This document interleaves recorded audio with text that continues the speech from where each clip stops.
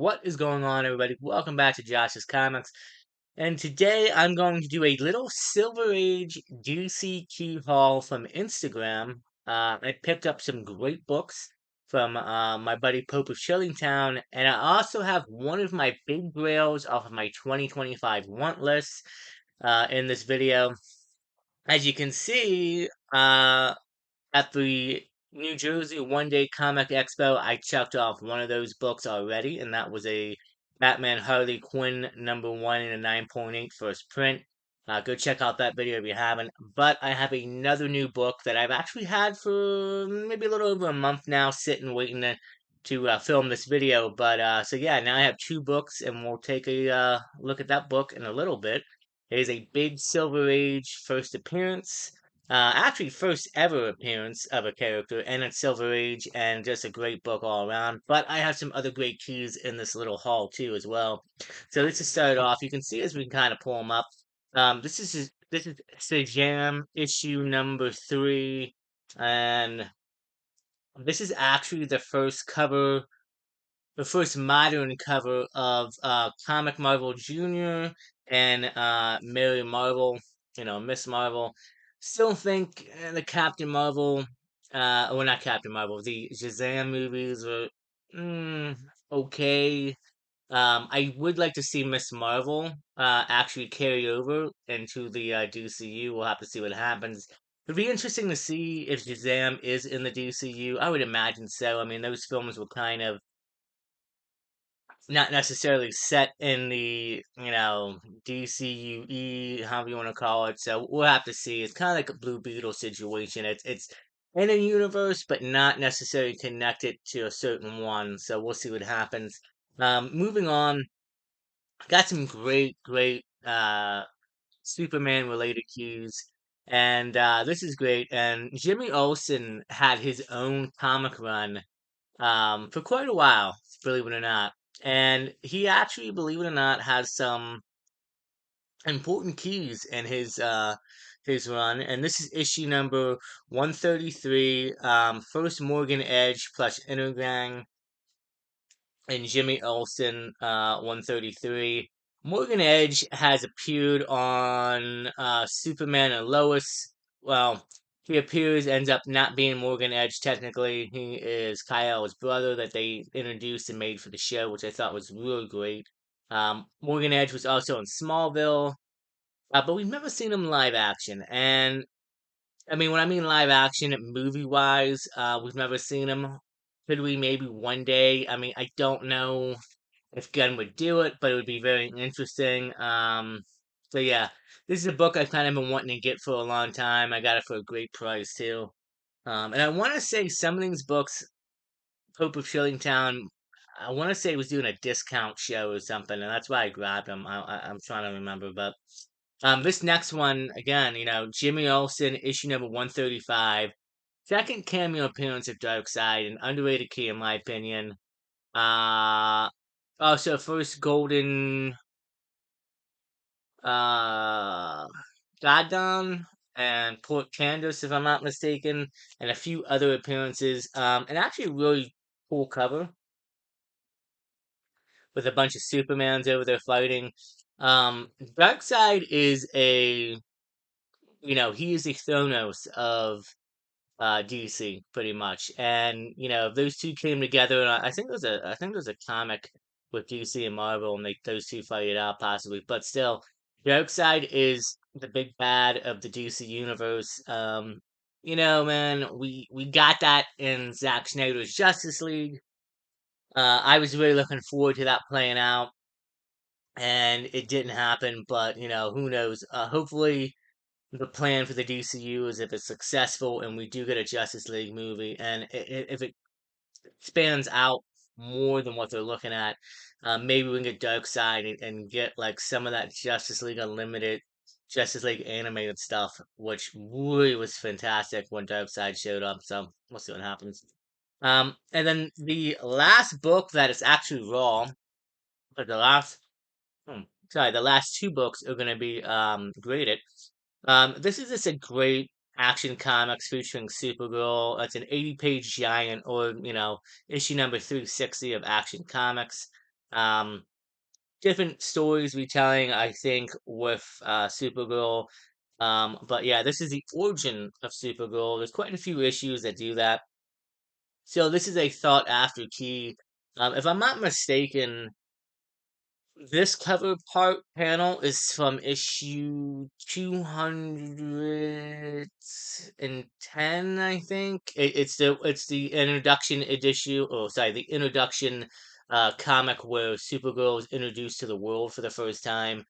In the comics leading up to that, she's, for quite a few, I don't want to say years, but maybe years and appearances, she's just nobody really knows about her, obviously, except for Superman and her family. And then they decide, hey, let's introduce you to the world. So yeah, so I think this is a lot of her origin and just her in different stories, and so it's an 80-page giant. We know the film's coming out, so can't wait for that. Uh, so I'm going to big key. I'm going to hide under here for a minute. This next book, I bundled this together, from Pope of Shillingtown, and great deal on it. And I really wanted this one book for a while. This is part of the Batman Rogue Gallery edition, honestly, first appearance of his Rogue Gallery. And this is Detective Comics issue number 405. It's white pages, a 4.5, and it is the first appearance of the League of Assassins and a Batgirl backup story. So, boom. League of Assassins is, that's kind of Batman's one of my favorite rogues. I mean, technically, Ra's al Ghul and Tyra lead that, but still, it's interesting to note is that I think in issues 407, if I'm not mistaken, or a few issues later, um, I do know that issue 411 is when Tyra is introduced for the first time, but before that, there's another person that's technically in charge of the League of Shadows, ends up dying, and then Raz comes into play. But still, I think as a Rogue Gallery edition, not just in my collection but other Batman collectors, I think this is important to have. I think is a good key, and if I'm not mistaken,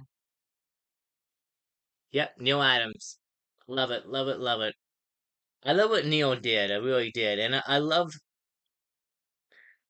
seeing the assassins. They're just, like you see the haircuts and everything down there, and just hunting Batman down. Still just great. I don't know. Great Neil Adams, Danny O'Neill, and Frank Ribbon stories. Bob Brown, Gil Kane, and Art. So yeah, why not? Glad to have us in the collection, part of the Rogue Gallery for the Batman collection. I'm gonna have to update that, man, because we're picking up some books on that. And so yeah, the last book Popo Chiliton had, he had a 1.8 of this, which I think he still has, and this is a higher grade. It was on my want list, and I shot on it. I bundled up both of these together. I forget how much. I want to say it came out to like $400, possibly, if I'm not mistaken. But let's jump into the big grail. This is great, man. I'm loving this book. Hawkman issue number 4 and a 3.0 off-white pages. I'm fine with that. So you're probably wondering, some of you know, and some of you may not know what this key is. And this is the first origin and first appearance of Zatanna in comics. Um, One of my favorite ladies in all of comics, Marvel, DC, and indie-wise. I will say this. I think the only reason why this key is sometimes a bit underrated and undervalued is because of the cover. If Hawkman was like, flying in a different angle, doing some action maybe. But it's interesting to note that I saw the inside of this. As soon as you open the first inside and you see that cover shot, it's Zatanna. And if that was the cover, this book would probably be worth hell of a lot more money. But still, it is a great book to own. On my want list, it's checked off. So I now have, first Zatanna, I have first Harley in DC continuity. So I still have 4 books to go. which maybe checking off another one pretty soon. We'll have to see. But yeah, I'm excited to have this. I feel like in I feel like in the DCU, we're definitely gonna get Zatanna. I think we're gonna get her. There's no doubt about that. We've had her in live action, um, notably in Smallville. I thought she was good. She's been in the animated run, obviously with Justice League and Batman.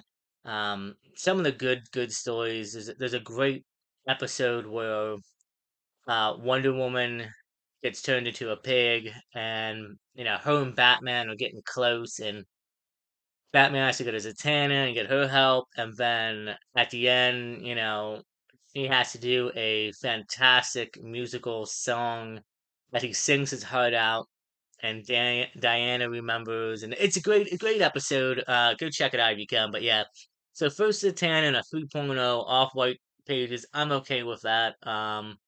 This book, like I said, we'll see what happens. I feel like DCQs right now in general are still a bit underrated, with the exception of like, right now Green Lantern's filming, Supergirl is filming, and as casting announcements happen and come out, um, books are gonna go up, right?